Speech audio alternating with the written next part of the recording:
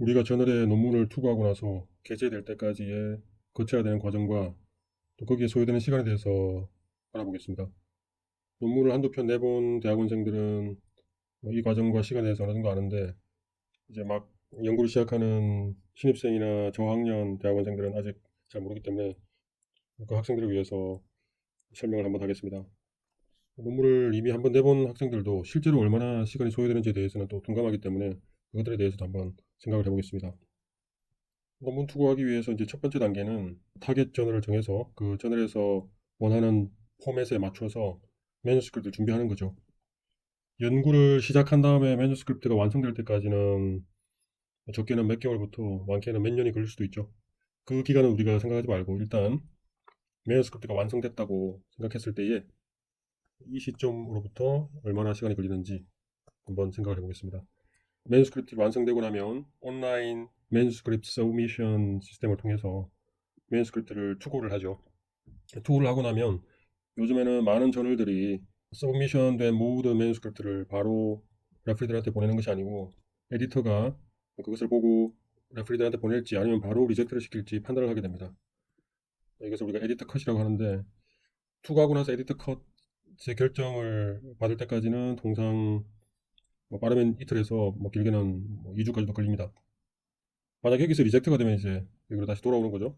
돌아와서 다시 시작을 해야 되는 거고 다행히 에디터가 레프리들한테 매뉴스크립트를 보내기로 결정이 되면 레프리들을 찾고 보내고 레프리들이 매뉴스크립트를 보고 자기들의 커멘트를 달아가지고 에디터한테 보내고 보통 레프리들이 2명 이상이기 때문에 그것들을 또 다 취합해서 에디터가 보고 최종적으로 결정을 합니다.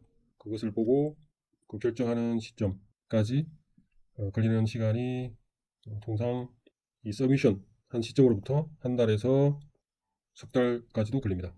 그럼 이때 에디터가 리젝트를 시킬 수도 있고요. 리젝트 시키면 다시 이제 돌아가서 또 다른 채널에 매뉴스크립트를 포맷을 바꿔서 이제 투고를 시작해야 되겠죠. 리젝트가 되면 이제 한 달에서 석 달을 손해 보는 거고 다행히 리비전 기회를 주게 되면 그러면 이제 리비전을 준비하는 거죠. 이 리비전을 준비하는 해서 투고할 때까지 기간이 어떻게 보면 저자들이 유일하게 컨트롤할 수 있는 시간이라고 생각을 할 수가 있습니다. 빠르면 며칠만 해도 되고 길게는 한 달 넘게도 걸리기 때문에 한 0.2에서 1.5달 정도 걸린다고 써놓겠습니다. 그러면 다 합치면 지금까지 누적이 된 게 빠르게는 1.2, 느리게는 4.5 만스 정도 걸리는 거죠. 그렇게 리바이즈드 버전을 투고하고 나면 또 우리가 할 수 있는 것은 그냥 기다리는 것입니다. 기다리면 처음에 서미션 하고 나서 걸리는 시간이 1에서 석 달이었는데 이때는 조금은 덜 걸려요. 왜냐하면은 이 기간은 레프리들을 찾고 하는 시간도 포함되어 있고 매뉴스크립트를 이미 레프리들이 봤기 때문에 다시 심사를 하는 데는 시간이 적게 걸리겠죠. 이렇게 해서 다시 레프리들한테 보내서 레프리들이 리바이즈 버전을 보고 또 카멘트를 에디터한테 줘서 에디터가 이제 최종적으로 액셉트를 할지 아니면 리젝트를 할지 결정을 하는데 어떨 때는 다시 한 번 더 리바이즈를 하라고 할 수도 있어요. 그러면 한 번 더 이렇게 사이클 도는 거고 보통 그런 경우에는 이제 최종적으로 액셉트 될 확률이 높아지겠죠. 이때 걸리는 시간이 처음에 서미션 한 것보다는 좀 적게 걸려서 한 이 정도 걸린다고 봅니다. 0.3에서 2달 정도. 만약에 리젝트가 되면 지금까지 걸린 시간이 다 합치면 한 1.5에서 6.5달이거든요. 그러면 리젝트가 되면 이만큼 시간이 이제 사라지는 거죠. 날아간 거고 다시 와서 또 이제 시작해야 됩니다. 저널을 바꿔서 다시 포맷을 바꾸고 투구를 해야 되는 거죠. 근데 다행히 이제 액셉트가 되면 그때는 또 이제 우리가 할 일은 없죠. 그냥 기다리는 거죠. 기다리면 한참 있다가 그 저널에서 이 매뉴스크립트 내용을 가지고 거의 완성된 형태로 우리에게 보내줍니다. 그래서 우리가 갤리 프루프라고 하는데 저자들에게 최종적으로 오탈자가 없는지 숫자는 맞는지 이런 것들을 확인할 수 있는 마지막 기회를 주는 거죠. 이때까지 걸리는 시간이 적게는 이만큼에서 많게는 이 정도도 걸립니다. 보통 캘리프를 받자마자 이제 저자들은 24시간 이내, 48시간 이내, 길어도 일주일 이내에 다시 퍼블리셔에게 보내게 되죠. 보내고 나면 또 우리가 할 수 있는 일은 없고 그냥 기다리는 겁니다. 기다리다 보면 최종적으로 게재가 되겠죠. 이때 또 걸리는 시간이 이 정도 걸립니다. 예, 이보다 길 수도 있고요. 지금까지 총 누적 시간을 합쳐보면 이 정도 걸리는 거죠.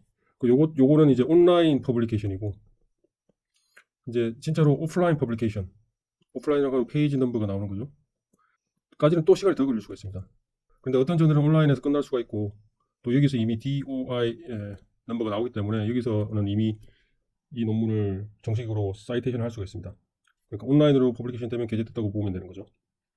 그럼 여기서 우리가 어떤 숫자를 주목해서 봐야 되냐면 보통 학생들이 예를 들어서 뭐 졸업 요건으로 언제까지 적어도 액셉턴스 레터를 받아야 된다라는 어떤 타겟 데이터가 있다고 했을 때 그때까지 걸리는 시간이 적게는 1.5에서 많게는 6.5, 즉 평균적으로 4에서 플러스 마이너스 2.5 만스 정도 걸린다는 거예요.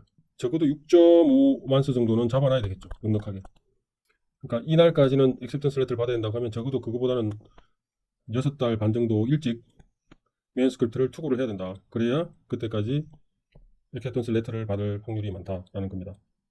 그런데 학생들이 이 시간을 굉장히 적게 잡는 경우가 많아요. 예를 들어서 평균이 넉 달이니까 넉 달을 잡는데 넉 달 만에 안 될 확률이 굉장히 많거든요. 아까도 말했듯이 이 과정에서 리젝트 될 때마다 원래부터 다시 돌아야 되기 때문에 그때까지 걸렸던 모든 시간들이 다 소비가 되는 겁니다. 그래서 지금 1.5에서 6.5 만스는 처음부터 리젝션 안 되고 끝까지 액셉턴스로 한 번에 왔을 때에 걸리는 시간입니다. 그렇게 했을 때에 이만큼이 걸린다는 거예요. 그 중간에 리젝트 되는 것까지 다 그 가능성까지 생각을 한다면 6.5도 짧을 수가 있습니다. 한 10 정도를 잡아야 되겠죠.